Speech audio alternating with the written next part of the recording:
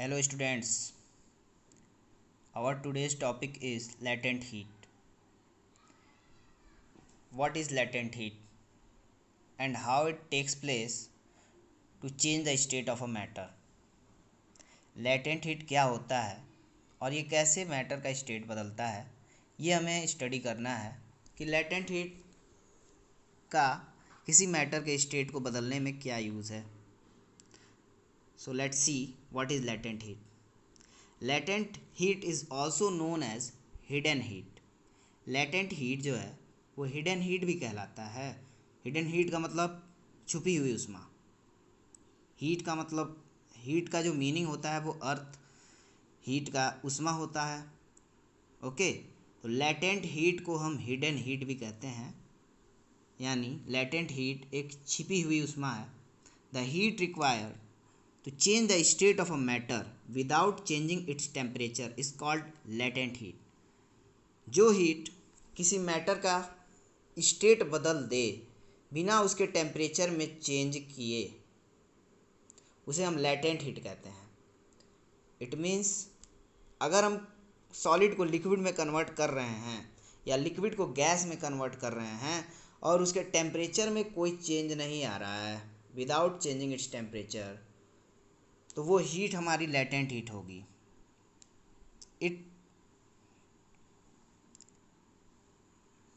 latent heat only increase the heat energy, therefore it can only change the solid into liquid and the liquid into gaseous state. latent heat जो है वो केवल heat energy को बढ़ाता है. latent heat में energy कम नहीं होगी, केवल बढ़ेगी. इसी वजह से latent heat के थ्रू हम केवल सॉलिड को लिक्विड में कन्वर्ट करेंगे और लिक्विड को गैसेस स्टेट में कन्वर्ट करते हैं.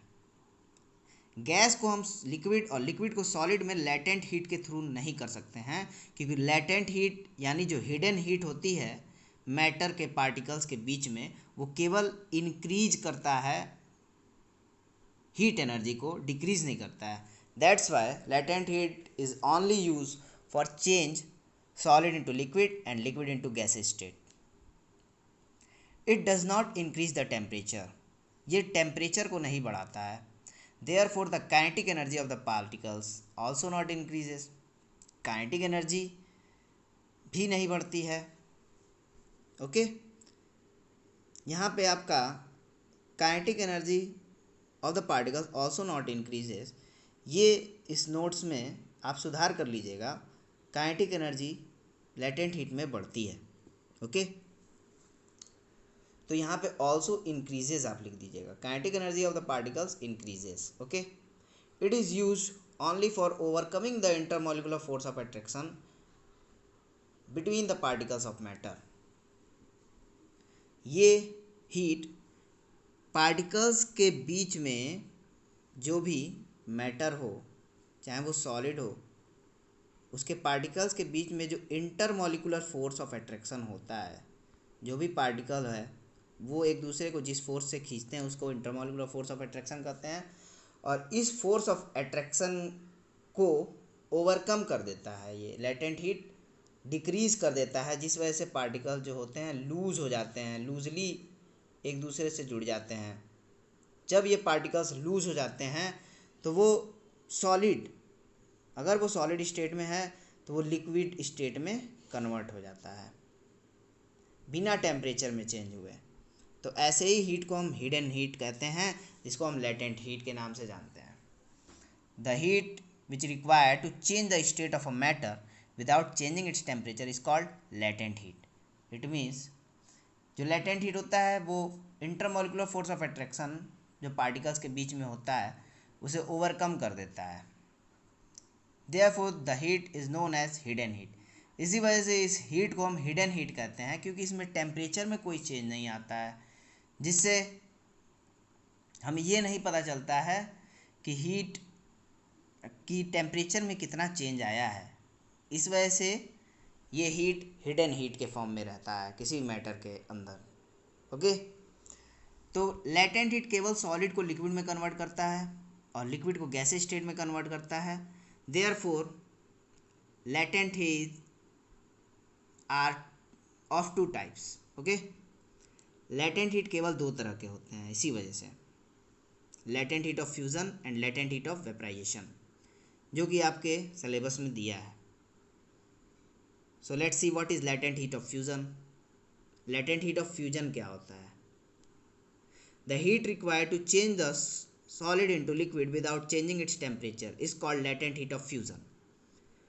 वो हीट जो सॉलिड को लिक्विड स्टेट में कन्वर्ट कर देता है विदाउट चेंजिंग इट्स टेम्परेचर, बिना उसके टेम्परेचर में चेंज हुए, उसे हम लेटेंट हीट ऑफ फ्यूज़न कहते हैं। जैसे कोई भी आइस है, आइस आप जानते हैं कि 0 डिग्री सेल्सियस पे ही सॉलिड स्टेट में रहता है और 0 डिग्री सेल्सियस पे ही वो वाटर के फॉर्म में कन्वर्ट होता है। तो हम देख रहे हैं कि 0 डिग्री सेल्सियस पे आइस सॉलिड स्टेट में भी है, वाटर के फॉर्म में भी चेंज हो रहा है। यहाँ पे टेम्परेचर में कोई भी इंक्रीमेंट नहीं आ रहा है, लेकिन आइस सॉलिड से लिक्विड स्टेट में कन्वर्ट हो रहा है लेटेंट हीट के वजह से, क्योंकि यहाँ पे एक हिडन हीट है जो आइस के पार्टिकल्स को लिक्विफाई करके वाटर में कन्वर्ट कर रहा है। इसी हिडन हीट को जिससे वो वाटर में कन्वर्ट, सपोज दैट ये आइस क्यूब है और सन के लाइट के थ्रू इस पे हीट पड़ रही है फोटॉन्स से और ये लिक्विफाई हो रहा है 0 डिग्री सेल्सियस पे। इस वाटर का भी टेम्परेचर 0 डिग्री सेल्सियस है और आइस का भी 0 डिग्री सेल्सियस है। तो ये ice and water same temperature पे होने के बाद भी अपना स्टेट कन्वर्ट कर रहा है ये आइस। किस वजह से? लेटेंट हीट के वजह से, क्योंकि आइस में एक हिडन हीट प्रोवाइड हो रही है सन के थ्रू, जो उसके पार्टिकल्स के इंटरमॉलिक्यूलर फोर्स ऑफ अट्रैक्शन को वीक कर दे रहे हैं। ये हिडन हीट पार्टिकल्स के इंटरमॉलिक्यूलर फोर्स ऑफ अट्रैक्शन को वीक कर दे रहा है, जिस वजह से लिक्विफाई होकर के वाटर में कन्वर्ट हो जा रहा है। इसी हिडन हीट को हम लेटेंट हीट ऑफ फ्यूजन कहते हैं आइस का। तो लेटेंट हीट ऑफ फ्यूजन क्या होगा? The heat which change the solid into liquid without changing its temperature is called latent heat of fusion. Example, at 0 degree Celsius ice exists in the form of solid state and also at 0 degree Celsius it exists in liquid state because of latent heat of fusion। latent heat of fusion के वजह से ice जो है solid state में भी रहता है और वो लिक्विफाई हो जाता है लिक्विड स्टेट में। This heat can overcome the intermolecular force of attraction between the particles of ice. अब जो आइस के पार्टिकल्स हैं उसके बीच में जो इंटरमॉलिक्यूलर फोर्स ऑफ अट्रैक्शन है उसको ये लेटेंट हीट लूज़ कर देता है, जिस वजह से वो लिक्विड स्टेट में कन्वर्ट हो जाते हैं। The latent heat is a quantity of heat. आप लेटेंट हीट ऑफ फ्यूज़न को इस डिफिनीशन के थ्रू भी डिफाइन कर सकते हैं, that the latent heat of fusion is a quantity of heat in joules required to change 1 kg of solid to liquid at its melting point. ठीक है, तो ये जो डिफिनीशन है इसके थ्रू भी आप लेटेंट हीट को डिफाइन कर सकते हैं। The latent heat of fusion is the quantity of heat, यहाँ पे फ्यूजन होना चाहिए, तो the latent heat of fusion is a quantity of heat in joules required to change 1 kg of solid to liquid at its melting point। okay, जैसे the latent heat of fusion of 1 kg, 1 kg ice के लिए अगर आप 3.34 into 10 to the power 5 joule energy provide करते हैं, 1 kg ice को अगर हम 3.34 into 10 to the power 5 joule energy provide करेंगे तो वो लिक्विड स्टेट में वाटर में कन्वर्ट होने लगेगा, लेकिन उसके टेम्परेचर में कोई चेंज नहीं आएगा। इसी को हम लेटेंट हीट ऑफ फ्यूज़न करते हैं। ये heat 3.34 into 10 to the power 5 joule 1 kg ice को देने पर जब वो आइस लिक्विड स्टेट वाटर में कन्वर्ट हो रहा है, इसी हीट को हम लेटेंट हीट ऑफ फ्यूज़न कहेंगे। ओके, आई सपोज आपको लेटेंट हीट ऑफ फ्यूज़न समझ में आ गया होगा।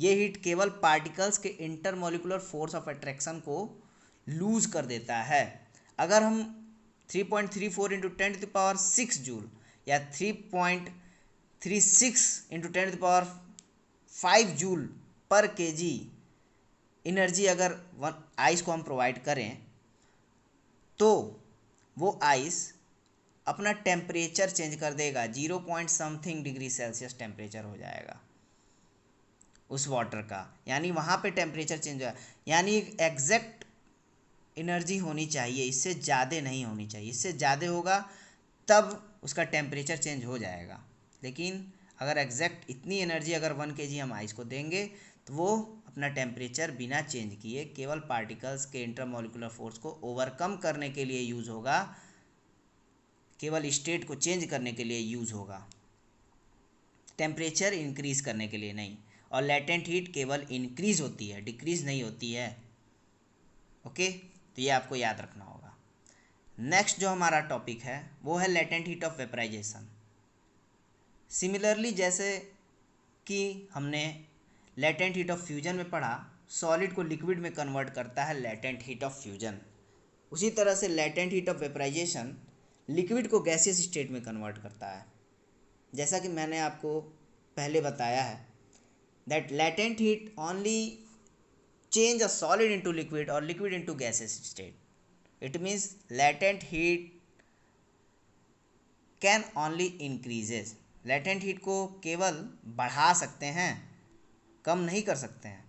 The heat required to change a liquid into gaseous state, वो हीट जो किसी लिक्विड को गैस में कन्वर्ट करता है एट इट्स बॉइलिंग पॉइंट, कोई भी लिक्विड गैसियस स्टेट में अपने बॉइलिंग पॉइंट पे ही कन्वर्ट होता है विदाउट चेंजिंग इट्स टेम्परेचर, बिना उसका टेम्परेचर चेंज किए, तो ऐसे हीट को हम लेटेंट हीट ऑफ वेपराइजेशन कहते हैं। लेटेंट हीट ऑफ वेपराइजेशन भी लिक्विड के अंदर हिडन हीट के फॉर्म में जनरेट होता है, जिससे लिक्विड अपना टेम्परेचर इंक्रीज़ नहीं करता है एट एग्जैक्ट टेम्परेचर। जैसे कि बॉइलिंग वाटर 100 डिग्री सेल्सियस पे वाटर बॉयल करता है, आपने देखा होगा, और 100 ही डिग्री सेल्सियस पे जो बॉइलिंग वाटर होता है उसके सरफेस से के पार्टिकल्स गैस के स्टेट में कन्वर्ट होने लगते हैं। एक एग्जैक्ट एनर्जी इसको हम देते हैं जब 22.5 into 10⁵ joule per KG water को जब हम एनर्जी प्रोवाइड कर देते हैं तो 100 डिग्री सेल्सियस पे वाटर बॉयल भी होगा और गैस में भी कन्वर्ट होने लगेगा। काइनेटिक एनर्जी पार्टिकल्स की काइनेटिक एनर्जी बॉइलिंग टाइम में भी वही रहेगी और गैस के पार्टिकल्स की भी काइनेटिक एनर्जी सेम रहेगी, बट गैस के पार्टिकल्स में वाइब्रेशन ज़्यादा हो जाएगा। इसके पार्टिकल्स बहुत तेज़ी से वाइब्रेट करेंगे, जिस वजह से वाटर से अपना सरफेस छोड़ करके एटमॉस्फेरिक गैस में मिक्स हो जाएंगे। इसी प्रोसेस को हम लेटेंट हीट ऑफ वेपराइजेशन में स्टडी करते हैं। तो आपको लेटेंट हीट ऑफ वेपराइजेशन को डिफाइन करना हो तो कैसे करेंगे? The heat required to change a liquid into gases state at its boiling point without changing its temperature is called latent heat of vaporisation. वो हीट जो किसी लिक्विड को गैसेस स्टेट में कन्वर्ट कर दे बिना उसके टेम्परेचर में चेंज किए, उसे हम लेटेंट हीट ऑफ वेपराइजेशन कहते हैं। या फिर आप लेटेंट हीट ऑफ वेपराइजेशन को एक और वे में डिफाइन कर सकते हैं। Latent heat of vaporisation is the amount of heat in joules is required to change 1 kg of liquid into gaseous state without changing or increasing its temperature। यहाँ temperature होना चाहिए, is called latent heat of vaporisation. Okay, तो latent heat वो heat होती है जो 1 kg liquid को gas में कन्वर्ट कर दे। लेटेंट हीट उस हीट को कहेंगे जो 1 kg लिक्विड को गैस स्टेट में कन्वर्ट कर दे बिना उसके टेम्परेचर में इंक्रीमेंट किए। जैसे कि एग्जांपल में मैंने वाटर का एग्जांपल दिया है। The latent heat of vaporisation of 1 kg of water is 22.5 into 10⁵ joule per K G. 1 kg water को अगर आप 22.5 इंटू 10⁵ जूल का हीट प्रोवाइड करेंगे तो वो गैस में कन्वर्ट हो जाएगा वो वाटर गैस में कन्वर्ट होने लगेगा। लेकिन अगर आप यहाँ पे हीट बढ़ा देते हैं, सपोज़ आप 22.6 कर देते हैं इंटू 10⁶ जूल कर देते हैं, 5 जूल पर केजी कर देते हैं, तो यहाँ पे आपका टेम्परेचर चेंज हो जाएगा, 100 पॉइंट समथिंग डिग्री सेल्सियस हो जाएगा। यहाँ पे थोड़ा सा टेम्परेचर इंक्रीज हो जाएगा। आप इसको एक्सपेरिमेंटली भी स्टडी कर सकते हैं लैब में, थर्मामीटर के through.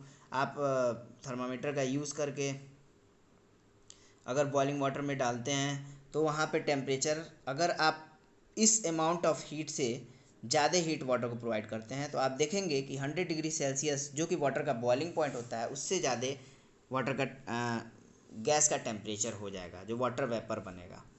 It means latent heat यहाँ पे जो हिडन हीट है वो 22.5 इंटू 10⁵ जूल है 1 kg वाटर का। The heat of the steam is more than boiling water, therefore it causes more burning effect. क्योंकि जो हीट होती है बॉइलिंग जो वाटर होता है, क्योंकि बॉयल होते समय वाटर जब गैसेज स्टेट में कन्वर्ट होता है तो जब वो चेंज हो रहा है गैस में, उस एग्जैक्ट पॉइंट पे तो 22.5 टू 10⁵ जूल एनर्जी रहेगी, लेकिन जैसे जैसे वो बॉयल होकर के और ऊपर उठेगा उसका हीट एनर्जी का अमाउंट बढ़ जाएगा, जिस वजह से बॉइलिंग वाटर से ज़्यादा बर्निंग इफेक्ट वाटर वेपर जो बॉयल होकर के गैस स्टेट में कन्वर्ट होता है वाटर वेपर, वो ज़्यादा बर्निंग इफेक्ट शो करता है। वो स्किन पे आपके ज़्यादा बर्न कर सकता है, वो ज़्यादा डेंजरस होगा। ठीक है, तो स्टीम जो होता है बॉइलिंग वाटर से ज़्यादा कोरोजिव नेचर शो करता है, ये आपको याद रखना होगा। और अपने सेफ्टी के लिए भी इस चीज़ को आपको याद रखना ज़रूरी रहेगा। तो ये हमारा लेटेंट हीट का टॉपिक था जो क्लास 9th में दिया हुआ है। लेटेंट हीट निकालने के बहुत सारे फॉर्मूले भी होते हैं जो आपको 11th स्टैंडर्ड में थर्मोडायनेमिक्स में पढ़ना है। तो लेटेंट हीट में मैंने आपको जो भी बताया है उसे आप अच्छे से रिवाइज कर लीजिए कि लेटेंट हीट क्या होता है, किस तरह से किसी मैटर का स्टेट चेंज करता है। लेटेंट हीट केवल बढ़ाया जाता है, it can not decrease. Latent heat दो तरह के होते हैं, latent heat of fusion, latent heat of vaporisation, और ये कैसे स्टेट को चेंज करते हैं बिना टेम्परेचर में चेंज किए। तो ये चीज़ आपको रिवीजन करना है। ओके, और कोई भी क्वेश्चन हो तो आप हमसे पूछ सकते हैं। नेक्स्ट टॉपिक जो है वो हम अपने अगले वीडियो में डिस्कस करेंगे। Thank you.